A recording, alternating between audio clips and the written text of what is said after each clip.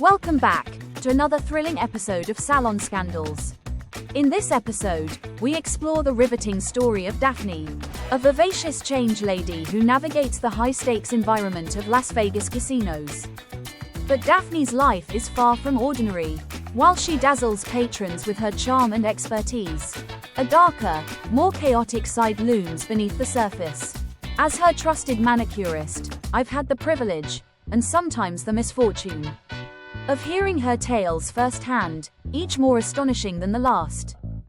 From the clinking of coins to the unexpected violence that shakes her world, Daphne's story is one of resilience, survival, and the deep, intricate connection we share over a simple manicure.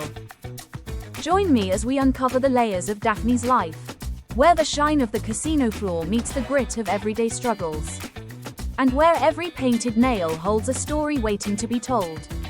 This is Coins, Guns, and Cuticles, a Vegas change lady's chaos. Back when Vegas still jingled with coins, before the slots went all digital and quiet, I had a client named Daphne. She was 55, a middle-aged change lady at one of the old-school casinos, Fremont Street, where the lights flicker like they're on their last legs.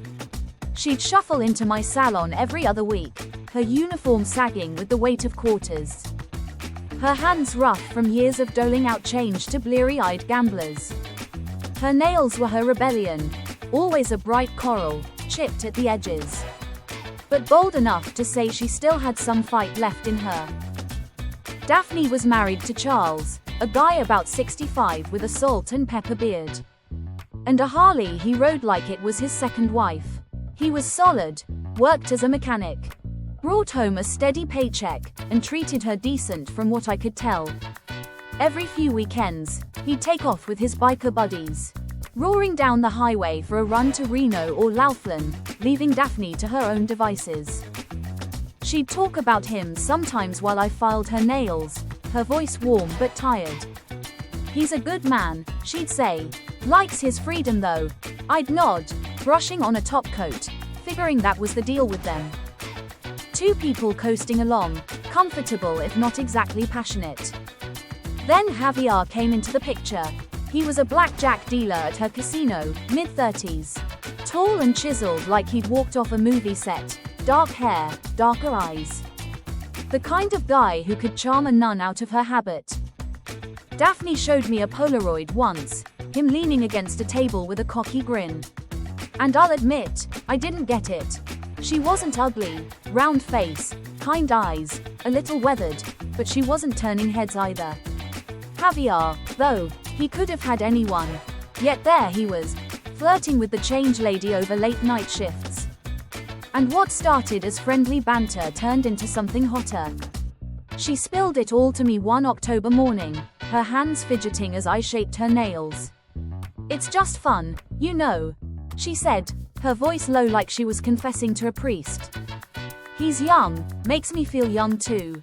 They'd been sneaking around for months. Secret dinners, stolen kisses in the casino parking lot. When Charles took his Harley out of town, Javier would crash at her place, a little stucco house off Boulder Highway.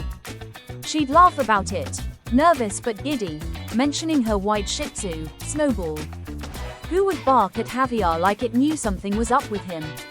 I'd smile, keep my opinions to myself, and wonder how long she could keep this double life going. It didn't take long for the cracks to show. By December, Daphne's stories shifted. Javier wasn't just fun anymore. He was clingy, jealous, picking fights over nothing. "He's getting possessive," she told me, her coral nails tapping the table. "Last week, he yelled at me, 'cause I smiled at a bartender. I'm too old for this drama." She wanted out, she said. The thrill had worn off, and the risk, Charles finding out, her quiet marriage imploding, wasn't worth it. I nodded, painting her nails, thinking she'd dodged a bullet if she could just cut him loose clean.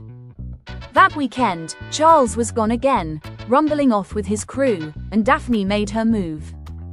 She and Javier hit the town, casino hopping, chasing the neon from the Golden Nugget to the El Cortez.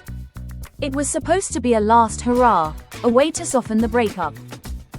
But near the end of the night, over cheap beers and cigarette smoke, she laid it out. "I'm done, Javier, this isn't working." His face darkened, and what started as a disagreement turned into a shouting match.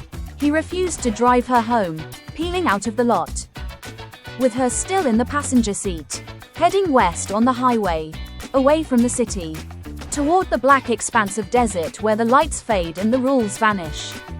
Daphne's no fool. She knew the stories: women dumped in the sand, left to the coyotes.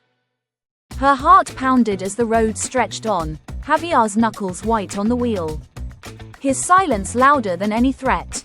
Thinking fast, she backpedaled. "Hey, I didn't mean it," she said, forcing a laugh. "I'm just tired. Snowball's been cooped up all night. He'll pee on the rug if we don't get back soon." It worked. Javier's jaw unclenched, and he turned the car around, grumbling but compliant. They pulled up to her house around 2 a.m., and she bolted out to let Snowball into the yard, gulping the cold air like it was her last chance. Standing there, watching her dog sniff the grass, Daphne's mind raced. How do you ditch a guy like Javier without him torching your life? Charles would be home in a day. Clueless, and she couldn't let this mess spill over. She stayed outside 10 minutes. A sharp crack from inside, unmistakable even to someone who'd never fired a gun. She froze, Snowball yipping at her feet, then ran in. Javier was slumped in Charles's favorite armchair, a ratty plaid thing by the TV. His head lolled back, blood and worse splattered across the fabric and carpet. A pistol, the one she kept loaded in the bedside drawer, lay in his lap. Daphne gasped, hands to her mouth, piecing it together. He'd gone looking while she was out there, found the gun and ended it. Right there in her living room, like some twisted goodbye. You'd think that'd be the end of it. Cops, tears, a long night of statements. And it was, sort of. But here's the kicker. Daphne showed up to her 7 a.m. appointment with me, just 4 hours later. I was unlocking the salon, coffee still hot in my hand, when she shuffled in. Hair a mess, eyes red, uniform wrinkled like she'd slept in it. "Morning," she mumbled, dropping into my chair. I squinted at her. "You okay, Daph? You look rough." She stared at her hands, then let it all pour out. "Javier shot himself. In my house. 3 this morning." My jaw hit the floor, coffee forgotten. She told me everything. The breakup, the drive, the gun, the cops who'd just left after taking her statement. Self-inflicted, they'd ruled it, no questions about her story. I stammered, "And you're here, why aren't you not at home, crying?" Then she pulled out a wad of cash, hundreds rolled tight with a rubber band, maybe $2,000. "He won big at the tables last night," she said, voice flat. Stuffed it in his pocket. I grabbed it before the cops showed. She shrugged, like it was no big deal, and held out her hands. "Can you fix these? They're a mess." I was floored. This woman had a dead guy in her house, cops crawling all over. And she's sitting here worrying about her cuticles. But that's Vegas for you. People compartmentalize crazy like it's just another shift. I did her nails, coral, as always, my hands shaking a little as she sat there, calm as a statue. She didn't say much after that, just tipped me with a crumpled 20 from Javier's stash and left. The fallout came fast. Charles got home Sunday, saw the chair, the bloodstains, heard the story. Or whatever version Daphne spun. "How do you explain that?" "Honey, my boyfriend killed himself in your recliner. He didn't buy it, whatever it was. They divorced within a year. A quiet split that left her with the house and him with his Harley. I kept doing her nails for a few months after, but the chats dried up. She'd stare at her hands, lost in thought, and I'd wonder if she regretted spilling it all to me. Maybe I knew too much, held too many pieces of her wreckage. One day, she stopped coming. I heard later she remarried, some retiree with a pension, and moved out of town. Never saw her again. That morning stuck with me. Daphne, sitting there with a dead man's money and a fresh manicure. Like she could polish over the chaos. In Vegas, you see it all: love, lust, loss. All tangled up in the neon haze. She was one of my wildest stories, a reminder that the hands I work on carry more than just dirt. They carry secrets, sins, and sometimes, a little blood.